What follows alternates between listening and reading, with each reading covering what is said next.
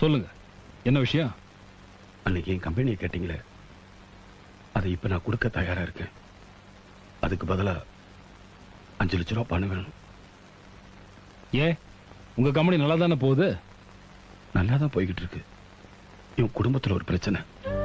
என் கண்ணை ஒரு சிக்கல்ல மாட்டிருக்காரு. அவரை காப்பாத்தணும்னா உடனடியா ஒரு 5 லட்சம் ரூபாய் பணம் தரணும்.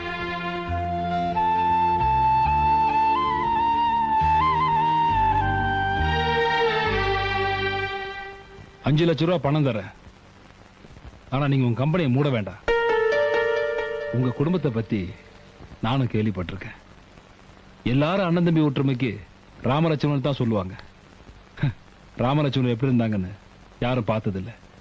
உங்க குடும்பத்தை பார்த்து தான் ராமலட்சுமணரே இப்படித்தான் இருந்திருப்பாங்கன்னு நாங்கெல்லாம் தெரிஞ்சுக்கிட்டோம்.